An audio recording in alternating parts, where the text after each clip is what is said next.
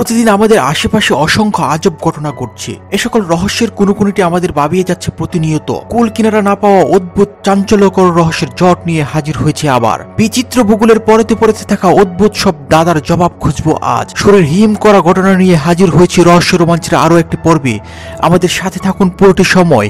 আজকে জানবো আজব এক সিগন্যাল এবং তাকে ঘিরে চলা নানান গুজব ও ফিসফাসের আদ্যপান্ত। বিশ্বকাপানো এসব রহস্য জানার আগে একটি অনুরোধ রইল, অবাক করা বিচিত্র সব ফ্যাক্ট জানতে রহস্য রোমাঞ্চ চ্যানেলটি সাবস্ক্রাইব করে চেপে দিন বেল আইকন। নোটিফিকেশন পেতে সিলেক্ট করে দিন অল। এরপর রহস্য রোমাঞ্চের সব ভিডিও পেয়ে যাবেন সবার আগে। তবে চলুন এবার রহস্যের জট খুলি। 1977 সালে 15 আগস্ট, তখন রাত 11:16, হঠাৎ ওহিও ইউনিভার্সিটির মহাকাশ বিজ্ঞান গবেষণাগারের বিগ এয়ার বেতার দূরবীক্ষণ যন্ত্রে ধরা পড়ে আশ্চর্য এক সংকেত। সেই রেডিও সিগন্যালটি অনেক শক্তিশালী ছিল।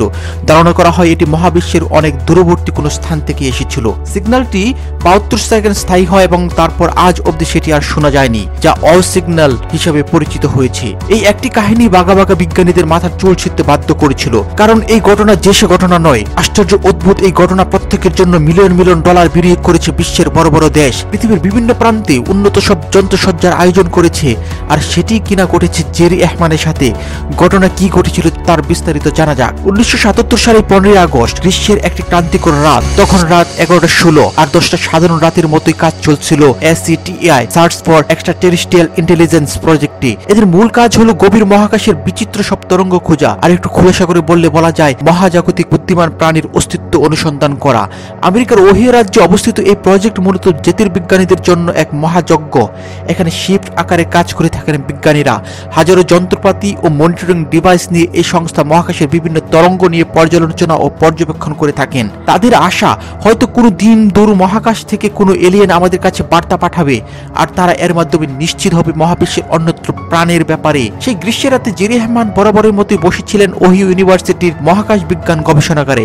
তার কাজ হচ্ছে বেতার তরঙ্গ গ্রাহক যন্ত্রের সামনে বসে ডিপ স্পেস বা অতি দূরবর্তী মহাকাশ থেকে আসা রেডিও সিগন্যাল বা বেতার তরঙ্গ মনিটর করা। অবশ্য তখন পর্যন্ত তাকে কোনো সংকেত মনিটর করতে হয়নি বা সে সুযোগ ঘটেনি। এই অধ্যাপক জেরি আর এহমান SETI প্রজেক্টের একজন গবেষক। ওহিও ইউনিভার্সিটির এই SETI প্রজেক্টের অনেক কাজ। এরা মহাবিশ্বের অন্যত্র থেকে পাঠানো সংকেত ধরতে যেমন আগ্রহী, তেমনি অতি উচ্চ ক্ষমতা সম্পন্ন রেডিও টেলিস্কোপের মাধ্যমে দূর মহাকাশে বেতার সংকেত পাঠানো তাদের উদ্দেশ্য। প্রত্যাশা এই মহাজাগতিক কোনো বুদ্ধিমান প্রাণী এই সংকেত ধরতে পারলে তারাও পাল্টা সংকেত পাঠাবে। জেরির দায়িত্ব ছিল প্রতি রাতে এই সংকেতের জন্য অপেক্ষা করা। দীর্ঘদিন ধরে এই প্রজেক্ট চললেও রিসিভারে টু শব্দটিও শোনা যায়নি।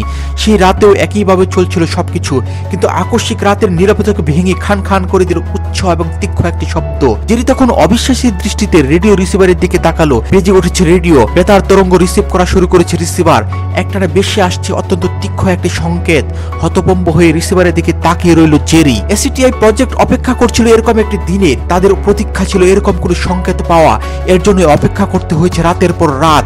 তারপরে জেরির বিশ্বাস হচ্ছিল না যে সত্যি সত্যি সংকেত আসছে, তাও আবার দূর মহাকাশ থেকে। এভাবে 72 সেকেন্ড একটানা সংকেত আসলো। তারপর হঠাৎ করে নিশ্চুপ হয়ে গেল রিসিভার। যেভাবে হঠাৎ করে আসা শুরু হয়েছিল সেভাবে বন্ধ হয়ে গেছে। জেরির হতভম্ব ভাব তখনও কাটেনি।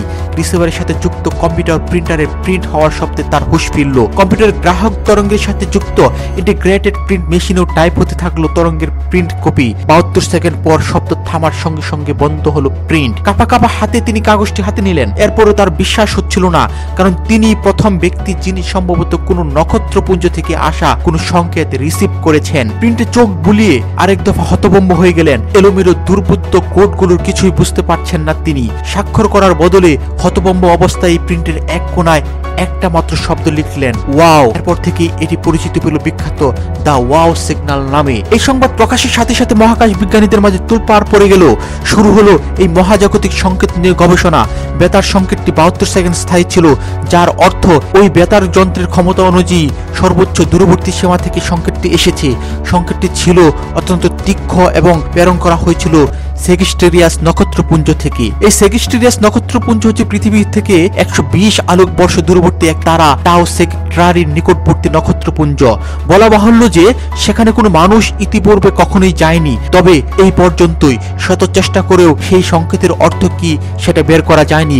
ব্যর্থ হয়েছে এই সংকেতকে দ্বিতীয়বার লোকেট করার সব প্রচেষ্টাও। ওই একবারের পর আর কখনোই এই সংকেত শোনা যায়নি, যার ফলে দা ওয়াও সিগন্যাল আজও অমীমাংসিত রহস্য হিসেবে রয়ে গেছে, যার একমাত্র সাক্ষী অধ্যাপক জেরি আর এহমান। সেদিনকার ওহিও স্টেট ইউনিভার্সিটির বিগ এয়ার বেতার দূরবীক্ষণ যন্ত্র থেকে চিহ্নিত এই সংকেতটি সবার দৃষ্টি কেড়ে নিয়েছিল, কারণ এতে বহির্জাগতিক প্রাণের সম্ভাবনা দেখা দিয়েছিল। বিজ্ঞানীদের ধারণা এ ধরনের সংকেত সৌরজগতের ভিতর থেকে আসার কথা নয়। 72 সেকেন্ড ধরে বিরাজমান এই সংকেতটি যদি পৃথিবীর বাইরের কোনো সম্প্রদায়ের কাছ থেকে আসে, তবে বলা যায় তারা মানুষের থেকে অনেক উন্নত। আর তা যদি সত্যি হয়ে থাকে, তবে মহাবিশ্বে আমরা ছাড়াও রয়ে গেছে আরো কোনো বুদ্ধিমান প্রজাতি, আর তারাই কল্পবিজ্ঞানের আজব চরিত্র, এলিয়েন বই, অন্য কিছু নয়। তবে কি সত্যি এই সিগন্যালের মাধ্যমে কোনো এলিয়েন আমাদের সাথে যোগাযোগ স্থাপনের চেষ্টা করে যাচ্ছে? কিন্তু এই সিগন্যালের অর্থ বের না হওয়া অবধি এই প্রশ্নের কোনো উত্তর মেলবে না। সেই সাথে এই রহস্যের জটও কখনো খুলবে না।